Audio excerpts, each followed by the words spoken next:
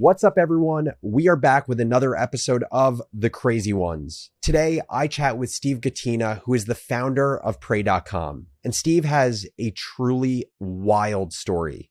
He played college football for USC, then lost 100 pounds after his NFL hopes were dashed. He's built 4 businesses, including Pray, which has become the Spotify of faith-based content.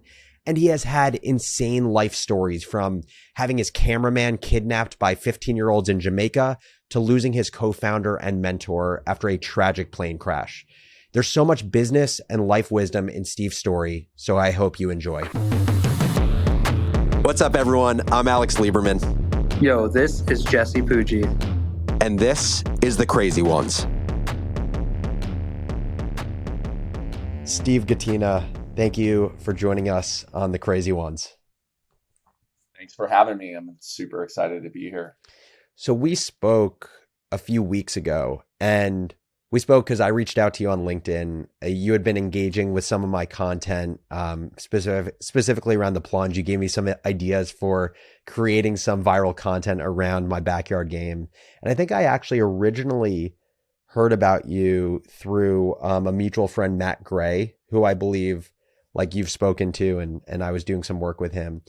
And we had an amazing conversation, and you took me through the arc of your career. And it's just, it's remarkable how much you've done at such a young age, but also just, I think, how introspective you are about your journey. And so we're going to move along chronologically. And I think at every stop, every chapter of your story are just so many rich lessons that are going to be valuable for listeners. And I want to start, maybe you're going to want to start earlier, but I have to call out something I'm looking at right now. I'm currently looking at you standing with, I believe it's your mom, after a football game. You were a player for USC. You're quite large in this photo. I don't know how heavy you are, maybe 270, 280? 310. I was about 310. But I will say it's a very muscular looking 310, at least in this picture. I'm looking at you on the camera now, and you look way smaller than this man in the photo. How much do you weigh today? 210. So it's a 100-pound difference right there. Okay, before we get into business, just because I find this fascinating, anytime I have a buddy, Dickie Bush, who played football in college. He lost 100 pounds also after he was a lineman. What is the process of losing 100 pounds? How do you take off so much weight? And did it happen quickly or gradually over time? I think before we get into the process of losing the weight, we got to talk about the process of gaining the weight, right? And I think the weight gain process it's very simple. It's excess calories, then calories burned, right? So calories burned plus excess calories equals weight gain, weight loss. And in high school, I was about 250 pounds. So I had to eat 12,000 calories a day. That is just absurd. To get up to 310. That is crazy. A very difficult thing to do. Just for context, right now, in the last 3 months, I've gotten more into nutrition just to try to get discipline over my eating. And my number I'm trying to hit with my nutritionist each day is 2,000 calories and 180 grams of protein. So you were 6Xing me for basically the entirety of college. And here's the problem, Alex. I didn't have a nutritionist. So what were my calories? They were candy bars, chocolate milk, Gatorades, all the things that make you pre-diabetic. And fortunately, I got to take some nutrition classes in college and work with some nutritionists once I was playing football. And then I started to learn about diet, right? And eating healthy, eating paleo, eating clean, eating organic. What do all these things mean? And that knowledge armed me with the ability to take that 310 and turn it into a 210. So obviously you're not a professional football player today. You're a serial entrepreneur, and so many other things other than just a business builder. But did you anticipate trying to play in the league? Was that your goal? I did. Like millions of other American high schoolers out there, I got to play sports, and I was really good at sports. And I had the opportunity to go play in college. And my dream was to become a professional football player. I grew up and I was obsessed with 2 things, computers and football. And turned out that football was going to be a great path for my life. So I spent my entire college career really focused on football. There were no internships. There was no entrepreneurship and my senior year of college, I ended up with 2 fully reconstructed shoulders. And after coming back off those injuries, that was really the first time I realized like there was no chance I was going to go to the NFL. And for all the people that have played college sports that have gotten injured like that, like they know what that feels like coming off of that. Well, what did that feel like? And, my anticipation of what you're going to say is it feels like a loss of some sort. Like, the only similar comparison I have is stepping out of the CEO role from Morning Brew and it feeling like this void of like, who am I? What is my identity? Who is Alex Lieberman outside of building this business, Morning Brew, for the last 8 years? Was it a similar experience for you in sport?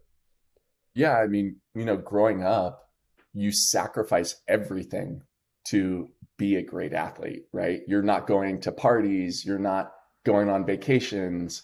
In college, you have people traveling abroad or they're doing interesting things and you're solely focused on this one thing, right? It's just like entrepreneurship. You start a company, it's your obsession, it's your identity.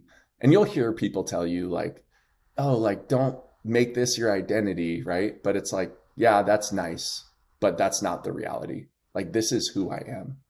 And when you lose that, all of a sudden, it feels like you have no purpose. You feel lost. You don't know what else to do or what to do next. Like imagine playing a sport from the time you're 6 years old until you're 22. And that was the sole thing you're focused on, right? And then all of a sudden it's like, oh, no, sorry, you're done. Figure something else out. So how were you able to figure out what your purpose was and what did that end up being after football? I was super fortunate to be at USC and I had a great teacher and I took an entrepreneurship class. And my teacher gave us an assignment, said, think of a business that couldn't exist 5 years ago that would boom 5 years from now. And I said, there should be a company that makes professional YouTube videos for corporations. And my teacher said, what's YouTube? So what year was this? This was 2008. Okay. So YouTube, like they just got bought by Google, but like it was still like, guys falling off skateboards and, cat videos, right? That was like the bulk of YouTube. It wasn't really a professionalized platform like it is today. And so did you end up starting that business that you talked about in that class? I did, yeah. And then by the time I finished with my master's in 2010, I had a full service production company. It was called Rep Interactive. We had an office in New York and LA. Actually, it was in Parsippany, New Jersey. There we go. I'm from Jersey. So I say New York because nobody knows like where Parsippany is, but Jersey's great. Give it some love. Dude, Jersey is so great. I think it's like very underrated. It is. And yeah, we ended up building out the online video channels for brands like Red Bull, Amgen, Marriott, Mattel, Los Angeles Dodgers, Coldwell Banker. And that was my first experience as an entrepreneur. So how long were you running that business before you ended up working on something else or stopping working on the agency? So, football ended for me and like my last game was Rose Bowl 2009. And I had already kind of done that homework assignment and rolled into the company. And so I really figured that company out in 2010. Like it took a couple of years, a lot of like mistakes. And I focused hard on that company for about 2 years. And we started to scale. We were making money. It was the first time that I was ever making money. And I was like, whoa, this is super cool. But it was a service business. And what that means is there's only 24 hours in a day, right, to provide service. And if you're not working, you're not earning. And I just felt that pressure and I knew I had to come up with a new idea. So it took me from 2008 to 2012, but really I didn't graduate till 2010. Mm-hmm. So I was like in it hardcore for a couple years. And then I knew I had to come up with a new idea for something that could be a product-based business. Yeah, my understanding is the next business was Video For It, which was like your aerial stock footage business. Before we get into that, what were one or two of the biggest lessons you learned in that first venture with REP, whether it relates to how to build a great service business, how to find like your early customers when you had no reputation as an entrepreneur? Like what were some of your biggest learnings? I think the coolest thing about that entire experience, Alex, is it was almost by accident because it started when I was in school. And so it forced me, I was doing these things as a homework assignment, and it eventually became my master's thesis. And so what I was doing, and I didn't realize it back then, is I was practicing in public. And one of the things that you do that like I admire so much is you post, you're practicing in public with the plunge. Like you're posting the stories on LinkedIn, you're posting stuff about it on Twitter. And that is probably the best thing that you can do when you're an entrepreneur to start. If you just start practicing in public, you're naturally going to get feedback from people. And you don't have to accept the feedback or the criticism, right? But you should listen to it because it's coming from a place where you actually hit on something. And I think if you can practice in public, I think that's the best way to start. And so when you go out, talk to customers, you get it on camera, you post about it, you tell people about your business, like you practice in public. I honestly think that's the best way to start a business. And just from there, you can figure it out. What would you say to someone who, I would say the most common thing that an entrepreneur will say when they hear, oh, building in public provides immense value for an entrepreneur? They'll say, I have a fear of basically being criticized. Like I'm afraid to hit send on my tweet or my video or my LinkedIn post. Or the second, I would say most common one is someone's going to steal my idea. They're going to see what I'm building in public and just go and do the same thing. What do you say to that? I think at the end of the day, you have to ask yourself, are you committed to being the best? And if you're committed to being the best and doing the work that it takes to be the best, then if you believe that the best ends up winning in the end, it doesn't matter. And so the requirement for becoming the best ends up being the right feedback and getting the right feedback as fast as possible. Now, not all feedback is the right feedback, right? Like the worst advice is bad advice, right? So like you have to have a filter so that you know, like, don't accept bad advice, or like maybe those people just aren't quite informed. Like we might not even need to put a label on it, like good or bad. But feedback, it really is a gift. And so if you're committed to being the best, it doesn't matter if you practice in public. In fact, it's a super advantage. I love that. Yeah, I think that's huge. And I think, that's the way that I've always operated. At least in the early days of Morning Brew, I was concerned about competitors. I was worried, not even just about creating content in public about the brew, but also about talking to competitors because I was worried that they would use that information against us. And at some point, someone smart like yourself said basically what you said to me. And my whole view changed where it's like the way that you operate a business successfully is you become extremely good at intaking information and filtering that information. So when you deprive yourself of information you could be getting, that is a huge trade-off as a business owner. And also I just kind of got to a place of peace where if someone uses information that I've put out into the world about the business and they beat me in my own business, they deserve to win. They deserve to win because they were a better builder of the same idea. And so I totally agree with you. And the flip side of that is like what Sam Walton might call no pride of ownership, right? Yep. So like if someone takes your idea and beats you, then like you can take other people's ideas too. Totally. And that's totally okay. Yeah, I love that.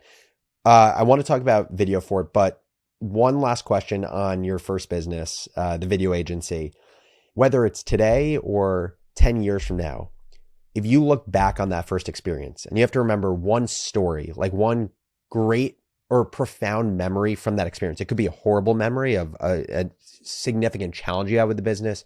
It could be like a small thing, for whatever reason you remember, or a great memory. What is one memory that you're never going to forget from that business? Oh, there's so many memories. And I think starting a business from scratch, like one of the gifts that nobody talks about are all the memories and experiences you get to build with people.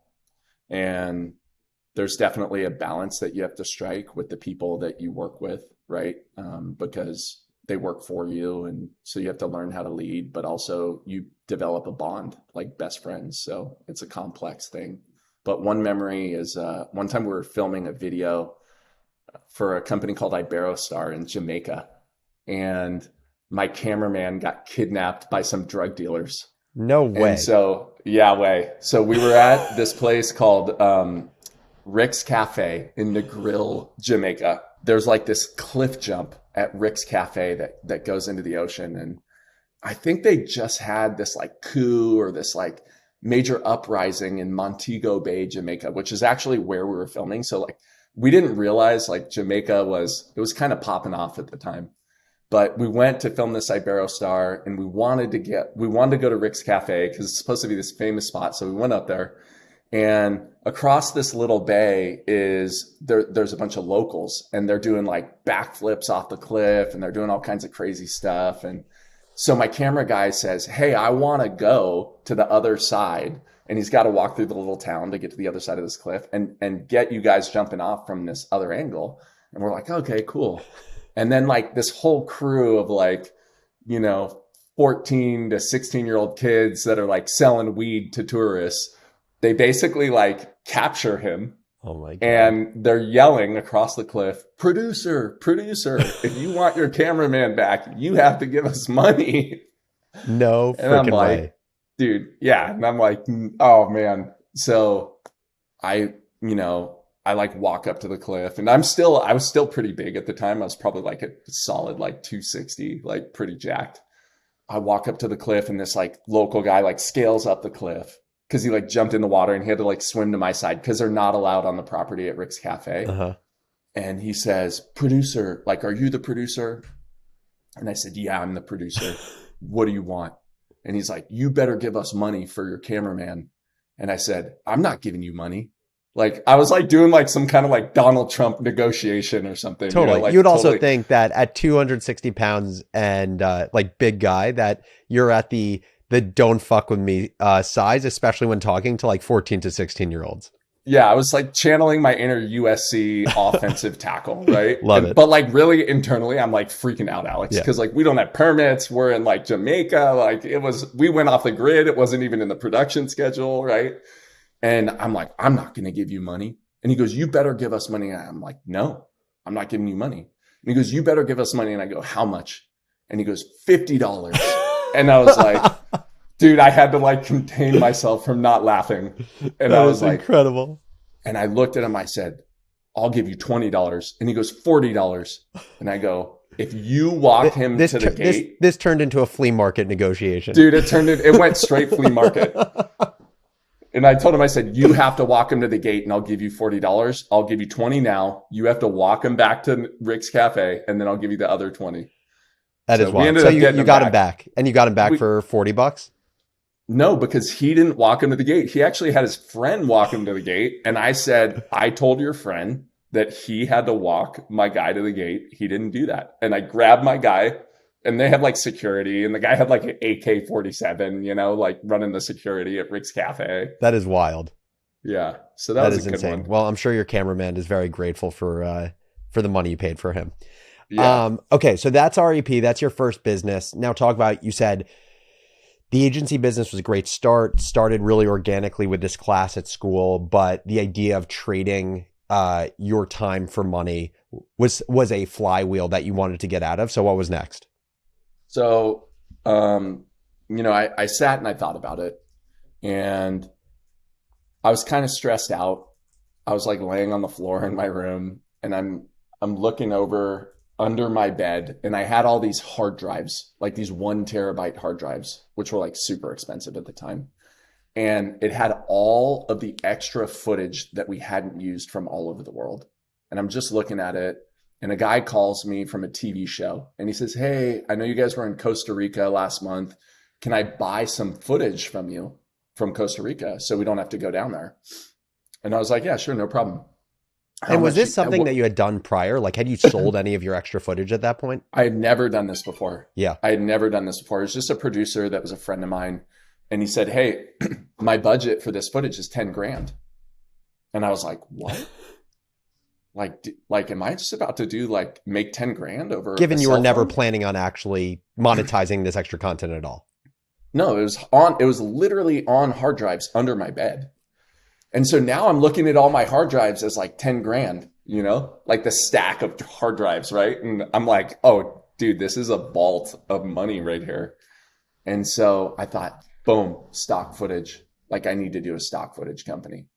And so that's what I set out to do. I set out to basically take all that footage that was on those hard drives, build an e-commerce platform, and have a stock video footage website. And like nobody was really doing stock footage at scale yet in 2011 or 12. A lot of that had to do with infrastructure costs, bandwidth, streaming costs, etc. But people were just starting to get into it, like Shutterstock.com and Getty Images. Like they really were starting to build it out. And so, few clarification questions. One is, were you keeping the agency running while you were doing the stock footage business? I was. And what I was doing is I was cash flowing the agency. Yep. And pouring all that cash into the stock footage company. Got to it. build the stock footage company. And then when we spoke last time, you had mentioned how like there was a great moat in what you were doing with aerial stock footage, which I wasn't like aware of. Like talk about why it's actually difficult for like someone wants to, like they hear this idea, they're like, wow, people actually have tens of thousands of dollars of budget for aerial stock footage. Why don't I just go out tomorrow with my drone in New York City, lift it up over the Hudson and get amazing stock footage of the Hudson and the New York City skyline? Why is it not that easy? So why is aerial footage so valuable? Because it's so hard to get, right? Do you have an aircraft? Like, do you have a helicopter? You probably don't. Nope. Do you know anybody that has a helicopter? You probably don't, right? So now all of a sudden you got to go find a helicopter. Then how do you put a camera on the outside of a helicopter? Do you have a gyro stabilized gimbal? Do you even know what a gyro stabilized gimbal is? If you do, like, is it a Cineflex or is it a shot over? Because like, depending on which one it is, different cameras go inside. And like, depending on the cameras, it's going to get us different kinds of footage, right? And then if you have a helicopter and you have a shot over and you have an Ari Alexa 8K camera that you can get the footage with, do you know a guy that knows how to fly the helicopter? And also, do you know a guy that knows how to get the footage from the shot over with the Alexa in it? Oh, and by the way, do you have permits to do this? Because like, if we're trying to get like the Empire State Building, like you can't just fly up on that thing, right? No, I don't have any of those things. And I don't know what a gyro gimbal stabilizer is. It actually, now let me ask you something real quick, Alex. Yeah. Do you have a credit card? I do have a credit card. Do you have an internet connection? I do have an internet connection. Can you go to Shutterstock.com and type in Empire State Building aerial footage and buy it for $50? I'm capable of doing that. Yeah. So you see the supply demand. Totally. You know. So okay, I'm sold on why this is hard as hell to do and why people would prefer the convenience of not figuring out how to shoot aerial footage and getting the permitting and the right people and the right equipment. I have a lot of questions, but one is, why not just stick with that business? It sounds like a great business. Sounds like you get this down and you become like the supplier of the highest quality aerial stock footage in the world for movies, for Getty, for Shutterstock. Like, why not just keep doing this? Why do you move on to the next thing and then the next thing? There's a few reasons. One of them was, Hollywood was late on the shift from film to digital. And now they were going digital. Another reason was we just kind of cracked the code at Helinet on being able to provide surveillance as a service. It's a different kind of SaaS business, but where you're basically doing aerial surveillance for law enforcement agencies or clients, right? So it could be DEA, FBI, government agencies. It could be LAPD, NYPD, and you're providing them with aerial footage real time so that they can respond to whatever they need to respond to. Does that mean, just out of curiosity, in the context of that, like the way I envision you doing the work with video for your stock footage or REP for your video agency is like, when you need to capture footage, you're getting the helicopter or the plane, you're getting the equipment, you're going up with the cameraman and the pilot, getting the footage and coming down. With surveillance, did it change the game of like, did you have to be up in air all of the time? Or was it only when law enforcement or government told you that they needed you to surveil? It depends on the mission set, right? So if we're doing the New York Marathon, you're going to need to be up there for the whole time during the marathon. But after the marathon, maybe they don't need you. Got it. However, if you're a smaller municipal police department and you don't want to buy a bunch of helicopters and hire a bunch of officers to have always on surveillance, you can outsource that. And so you can have a private company do that stuff for you. One thing I just want to call out before we kind of talk about the business of Helinet that you ran with Alan and everything after that, I want to just call out that like every business we've talked about thus far has been not just you finding a problem with your own experiences or and then trying to solve that problem, which I think is kind of like the through line of everything you've built. But it's also that in every business, when you build a business, inevitably you find 15 more problems or opportunities. And so actually building a business is the best. It can be a great endpoint, but also could be a great through point to reach a different endpoint. So it's like with your video agency, while there's definitely downsides to having an agency, i.e. trading your time for money, there's also great upside, which is like you could look at it as you're being paid to solve problems for clients. As you're solving problems for clients, it's giving you ideas of other ways you could solve new problems. And same thing with with stock footage. By creating stock footage, it inevitably leads to conversations that lead to new opportunities you didn't even think about when you were starting the business. 100% agree. And like really the progression as a business builder that I've just kind of experienced, now looking backwards, I'm like, oh, that makes a lot of sense. Is one, all the businesses that I've done, they're all media companies, literally every single one of them. Two, I kind of did this progression from service business to product business to really Helinet was like a platform business. And so there's even like a progression there where you go from like services to products to platform. And I think that that is a path that a lot of entrepreneurs can walk because you get into the service and you're getting paid to learn the industry, right? Totally. And then you, to your point, you see the problems. And then you're like, oh, I can provide this product. I could provide that product. And like, at what point do you understand the products and services so well that you can build an ecosystem or a platform or a community is like the latest word that people are using, right? So I want to talk about the experience with Helinet and, you know, the life-changing moment that you experienced while building that business. But first, a quick word from our partner. This episode of The Crazy Ones is brought to you by ADP. Hiring and onboarding is expensive, but turnover takes the cake when it comes to cost. Luckily, there's a key to controlling your biggest business cost. ADP Total Source, the largest professional employer organization or PEO. See how your costs, including turnover, compare to other companies with a free benchmark report from ADP. As a client, put insights into action with your own dedicated HR pro to advise on compensation strategies, pay transparency, and pay equity to help attract and retain employees. The result? PEOs can lower employee turnover by 12 to 14%.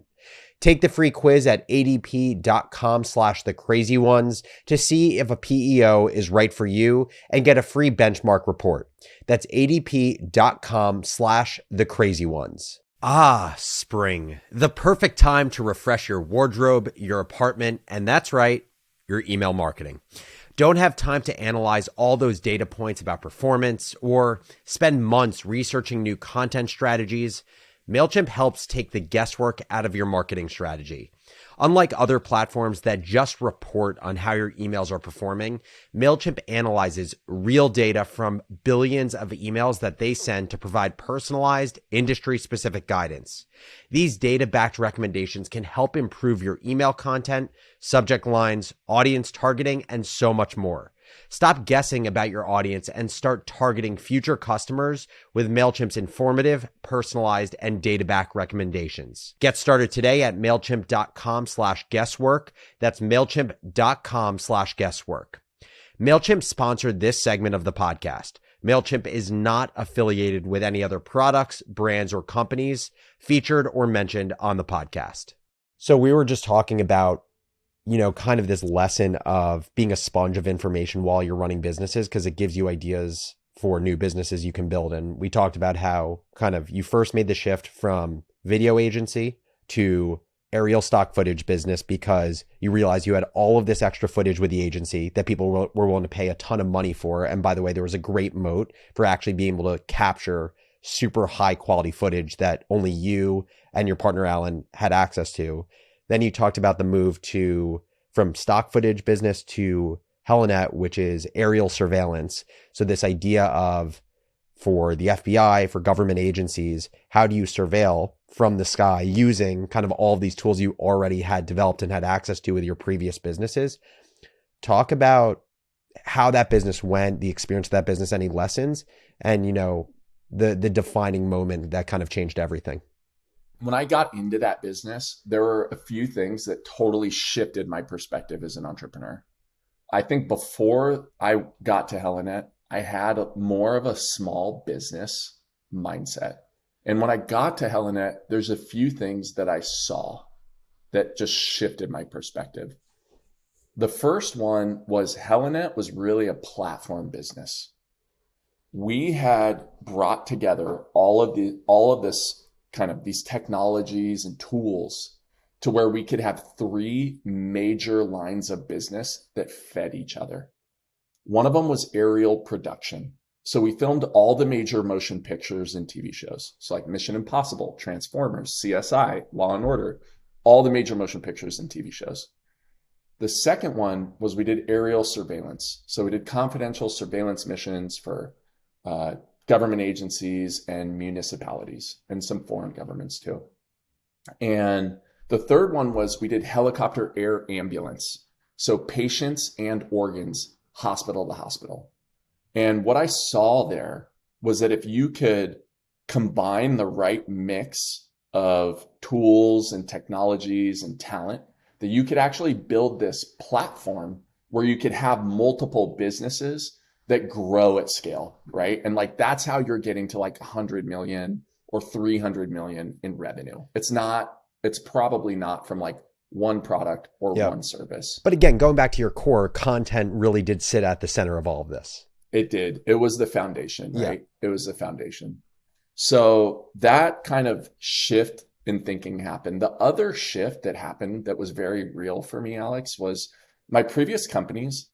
They were pretty much the first one was actually about having fun. Yep. It was just, I thought it was fun. I was like, we're going to do it. I like hired all my friends. I made all the mistakes. And then the second business was about money, right? And I was like, I want to make more money. I want to have more money than I need. It was so important to me.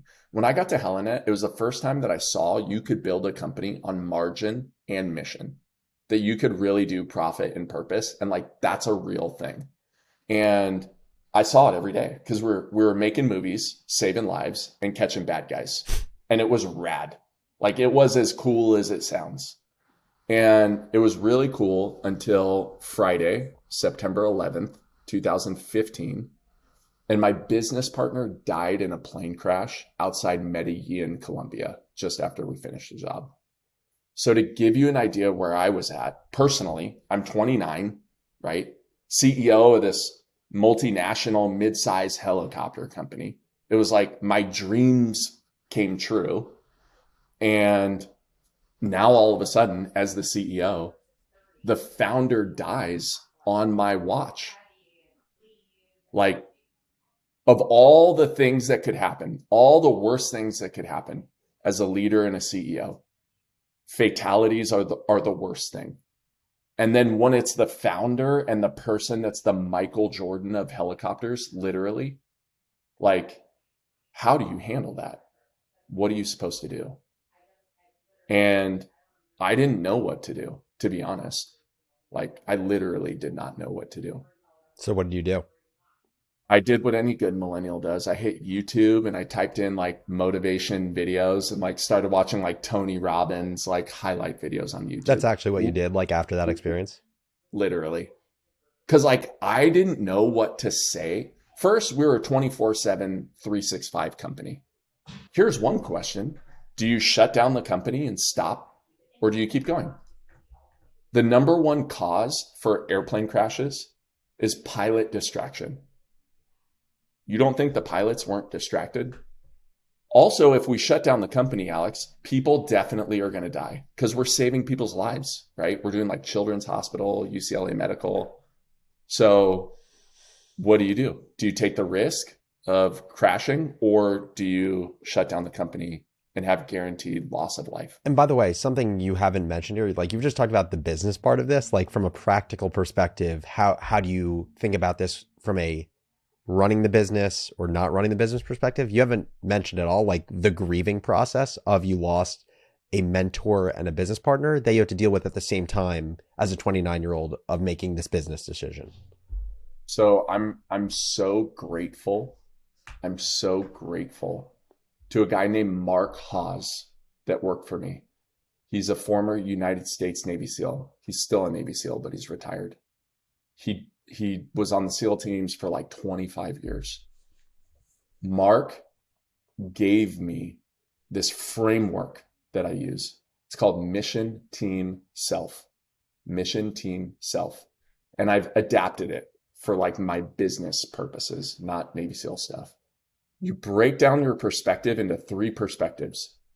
The mission perspective, like what is our mission? And really that's about the customer. Like what am I supposed to do for the customer? And that's my priority. The second is team. What's the responsibility to the team? And like team is our company. And like usually company, the team kind of component or company component comes down to revenue minus expenses equals profit. Like people will throw a bunch of other stuff in there that's like soft and fuzzy, but like, no, it's literally revenue minus expenses equals profit. And then self is like, how am I feeling? Like Steve, or like as the CEO or something. Yep. Like, and so for me, from a mission perspective, I knew we had to keep those flights going, at least the children's hospital flights and the medical flights. Like we had to, and really we had to make sure any of the law enforcement stuff was stable. Like we could shut down film production or something like that if we needed to. From a team perspective, I was freaked out because as soon as the principal of a company dies, the majority shareholder, it can trigger all kinds of like banking covenants, and ownership gets split up into trusts, right? And it starts to get super complicated. But either way, you need to continue to make sure that formula, revenue minus expenses equals profit, flows. Did you feel like you had the respect of the team? Like how was the company set up? Said differently, like did people look to Alan as kind of like the guiding light of this business and you were just the operator of the business? Or did they have trust and belief in whatever you thought? Because like to me, that means very different things in how you engage the team after this tragedy. Alan was the figurehead of the company. People did not have trust and belief in the new boy king CEO. Like that was not at the top of their list. And when Alan died, there was no other option. So I had to come in and be a strong leader and say, here is what we are doing. This is not a democracy. I am not asking for a vote. I am not looking for consensus.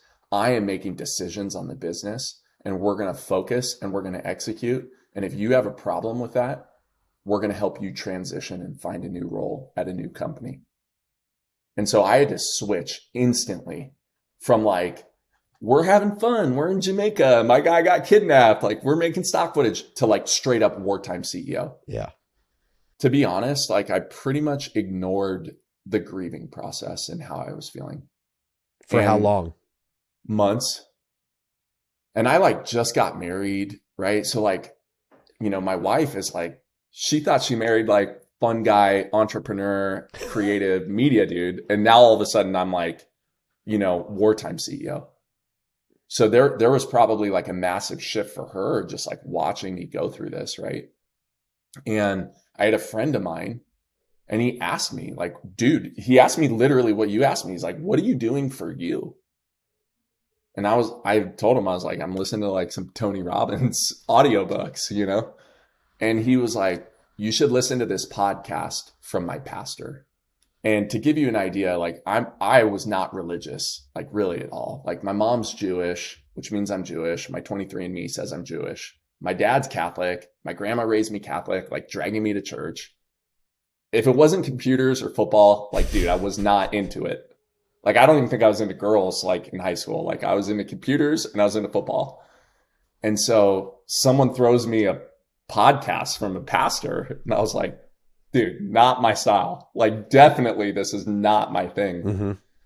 He was like, listen to the freaking podcast, dude. You're listening to like Tony Robbins doing like core power yoga in the morning. Like, you can handle the podcast. You're going to be okay.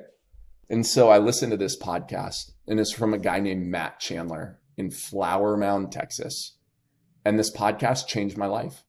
And it was not what I thought it was going to be, by the way. It was not like this like soft thing. Like, this pastor is not like some soft guy. It was very hard, and it was very direct, and it felt very authentic and honest. And so I started listening to these podcasts every day on the way to work and on the way home. And like, that time for me in the car, like that hour and a half on the way to work and on the way home, that was kind of like my personal time of like figuring out my stuff. Do you remember what that first episode was about that the friend gave you? Like, what the message was of that episode? It was called The Peace That Jesus Brings. And I remember seeing the title, and it must have been, it was like December of like 2015, probably. Because I remember it was after my birthday, but it was before Christmas. I remember seeing that title, and I was like, definitely not for me. Yeah, you're like, it's back to core power for me. Yeah, I'm like, dude, what are you talking? I'm going to go get like a green juice and like hit Soul Cycle real quick. But it was for me. And that was a shock to me too, Alex, because I was like, I'm a media expert by now, right? And I never even heard of this kind of content before, actually. So I was like, first of all, like, as a media expert, like, how am I not knowing all the media categories? Mm-hmm. Then I dove into it, started doing research, and I found out religion and spirituality was actually the #1 category of all podcasts in terms of both audience size, so consumers, and content creators. And as soon as I found that out, now all of a sudden, like, the entrepreneur brain inside of me is like turning, right? And so talk about you have this life-changing experience. You don't really go through the grieving process because you're focused on being a wartime leader. You ultimately start the grieving process when your buddy's like, listen to this podcast by a pastor. You basically shrug it off because you're like, computers and football, that was it. You listen to it, you get value from it, you keep listening. It opens your eyes to religion actually being this massive category of content. What was the original idea for Pray.com? What was the original idea for the business?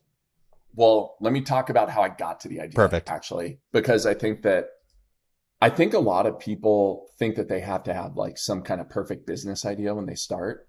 And also they don't know how to get a business idea. So they go like pay for access to like some database of like business ideas, right? Mm-hmm. Which is fine, like if that works for you. But the way that I've always done it is I think through this framework that I call where we were, where we are, where we're going.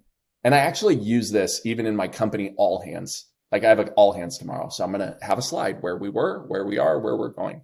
And like, if it's not a we, it's a you, like where I was, where I am, where I'm going. So I thought, like, where was I when I graduated college in 2010?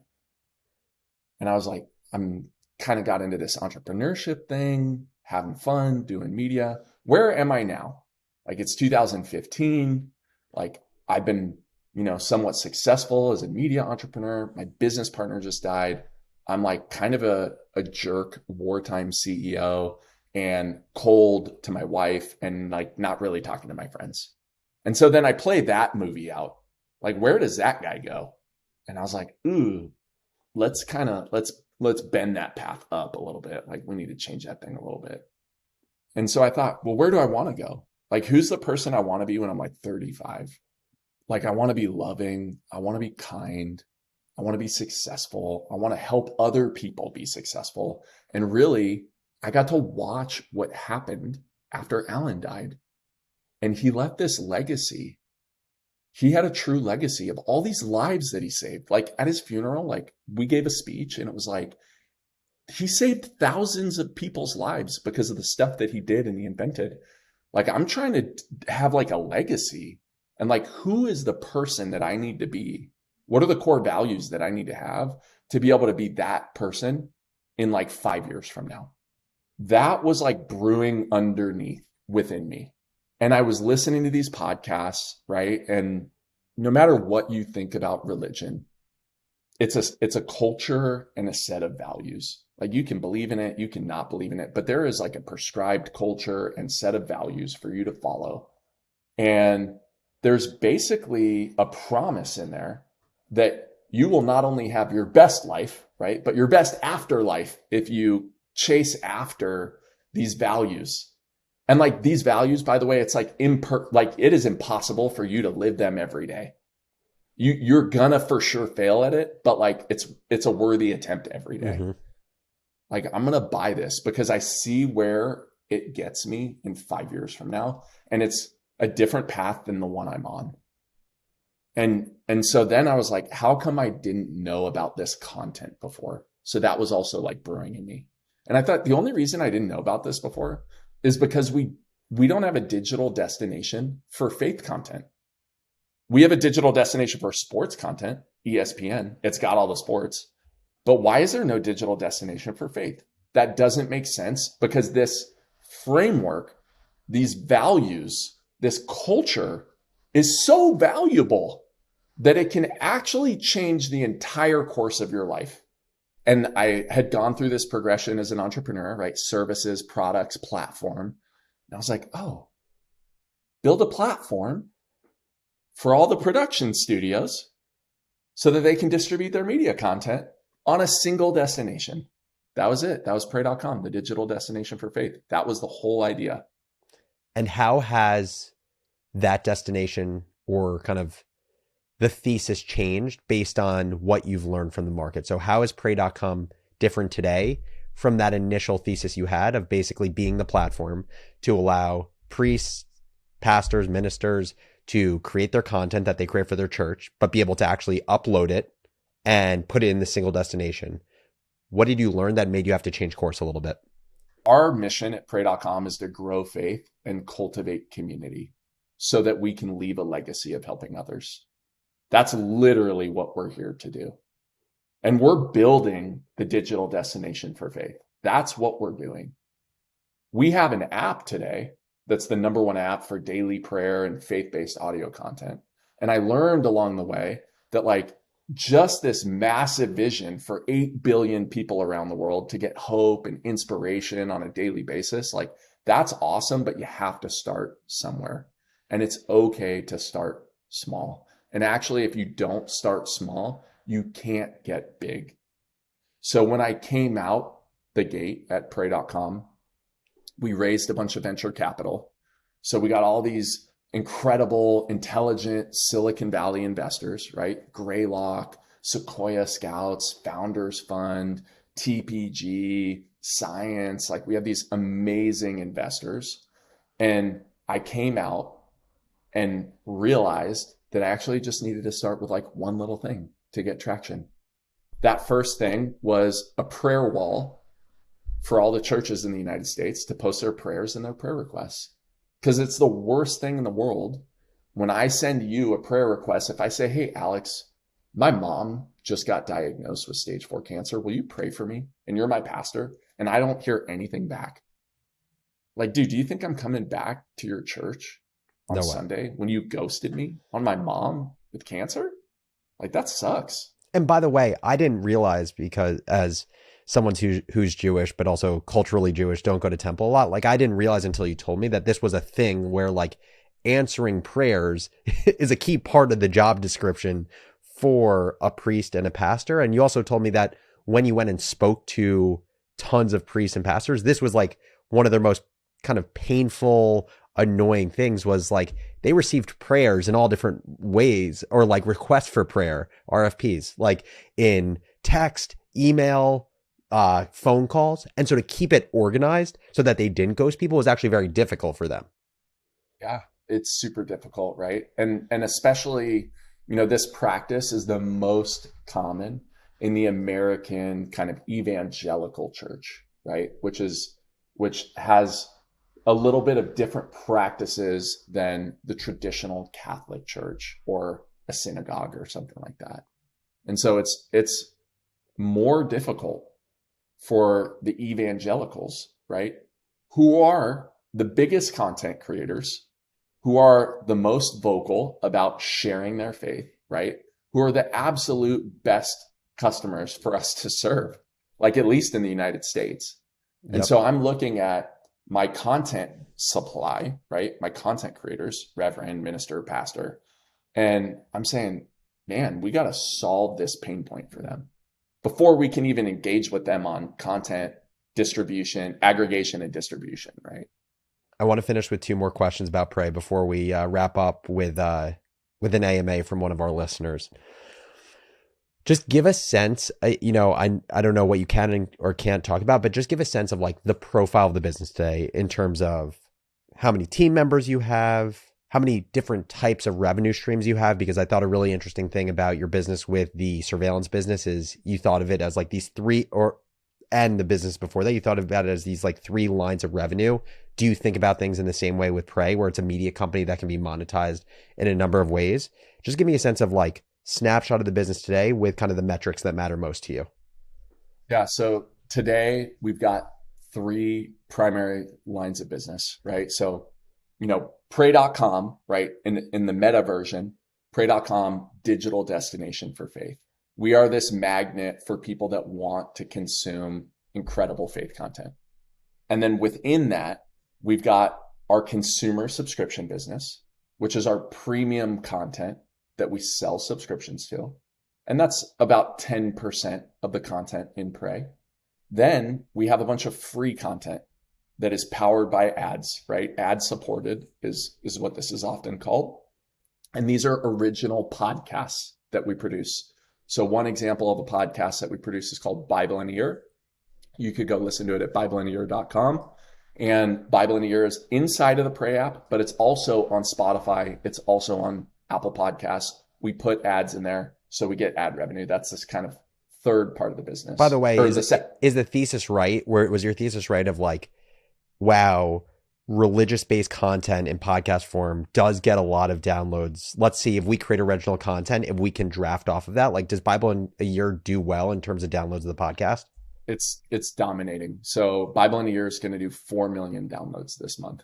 That's wild. So it absolutely dominates, and it's incredible. It's been a blessing, and we worked with a pastor out of Dallas, Texas, named Jack Graham to do it, and we're so grateful to him for hosting Bible in a Year. It's awesome. So like I told you, we just got to figure out email for it, and then you guys are gonna absolutely rocket ship.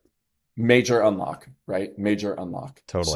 So that's the ad. So you have subscription based, 10% of your content sits there.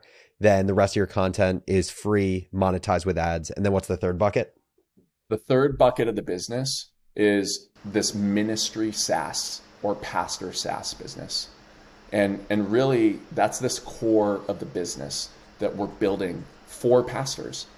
It's the original thesis of, hey, we're trying to build all these tools for pastors so that they can build a digital church, right? They have their physical church, their analog church that you go to, but what about their digital church? Because for 2,000 years, physical church has been great. COVID-19, physical church doesn't work anymore. We need a digital church. Same as movie theater to Netflix, right? So this pastor SaaS business or this ministry SaaS business is our third pillar, where we build them all kinds of tools so that they can build their own digital church on pray.com. I love it. One last question for you from the Pray experiences.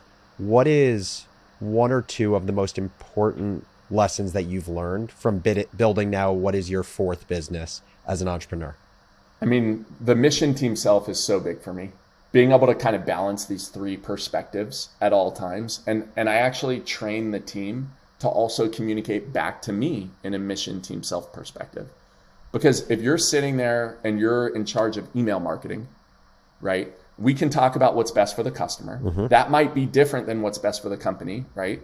Because our CFO wants you to stack those emails with ads, right? So that we can maximize the revenue, right? But you might not think that's what's best for the customer. And then you might have your own personal flavor of how you want to do the emails, which may be actually separate from the customer or the company. So the mission team self model, that really is an incredible model, I think, to permeate throughout your business. So huge shout out to the United States Navy SEALs for that one.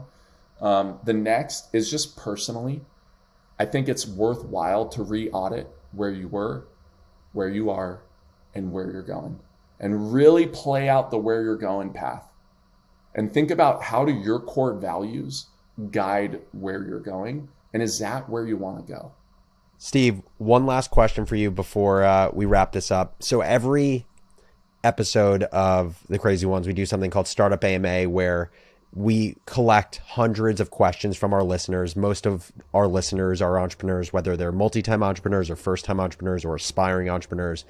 And I have a really interesting question for today's episode that I want to get your perspective on. So Anna Pujji emailed in and she asked, how do you manage being the boss and cultivating a friendship with your employees? What are your thoughts on this? I struggled at this in my first company. I hired all of my friends and definitely burned some friendships that I really miss and I feel bad about. So if you're listening to this and you're one of those people, I'm sorry.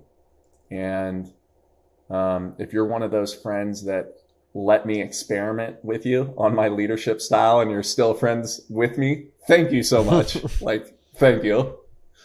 And I think that where I've landed with Pray.com, because I have 3 other co-founders who are all best friends to me, is just really setting the expectations that we're a team and this is a performance-based organization.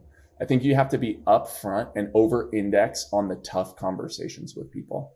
And especially if you're a nice person that really cares about people, like some people, they don't care too much about other people. They really are unaffected by, these relationship strengths sometimes, or strains. I don't know if strengths is a word, but close enough. I think if you're really kind, you have to over-index on hard conversations before they happen. For example, one of my co-founders, Matt Potter, one of my best friends, he let me speak in his wedding. I walked Matt through when we first linked up, because Matt left as the CEO of his own company that was super successful. Shout out to Homestack. Matt left his company to work with me. And I walked him through not only, hey, I'm the CEO of this company, and I'll respect you as a co-founder, right? And I'll respect you as a talented person in whatever role you're in, but I'm the CEO. And also, here's how I'm going to fire you. And I literally walked him through the words that I would say when I let him go for performance reasons. And Matt was like, that's crazy. And I was like, yeah, that's exactly how it's going to work if you don't perform. I love that. And I love that not because actually, I do love it because you played out the scenario of firing Matt, not because you're actually going to do it. But I think beyond this, just I think common wisdom of being direct with people. And, my view is the best form of providing feedback and being upfront is, what Kim Scott calls radical candor. It's the idea of challenging people directly, but caring deeply, right? What you were referring to before is some people are unaffected by when they do that. I would say those are people who live in the quadrant of challenge directly, but don't care deeply, also known as assholes. But I think as important as understanding that framework is the idea of setting the expectation up front, because then it's almost like, the bumpers in a bowling alley or a bowling lane. You basically set up the bumpers in that conversation with Matt, where from that point on, you guys can be friends. But when it is in the context of thinking about work and building your business, there is a set of rules by which you two operate in conjunction with each other. That's right. And then what are the signals when the ball's starting to go towards the bumpers? How are you giving Matt feedback constantly so that he can readjust and hit a strike, right? Because you want him to hit the strike. Totally. I love that. This has been such an amazing conversation, not just about your businesses you've built, but also just all the introspection and transformation that you've experienced, both as a function of your businesses, but also in service of your businesses as it relates to life experiences that have, in a lot of ways, to me, grown you as an entrepreneur. And so many good strategies and frameworks for other business builders. So Steve Gatena, thank you so much for joining the Crazy Ones. Thanks, Alex. I appreciate it. Thank you guys so much for watching this episode of The Crazy Ones. If you're an entrepreneur or a builder and want more great startup content, make sure to subscribe on our YouTube channel or wherever you get your podcasts.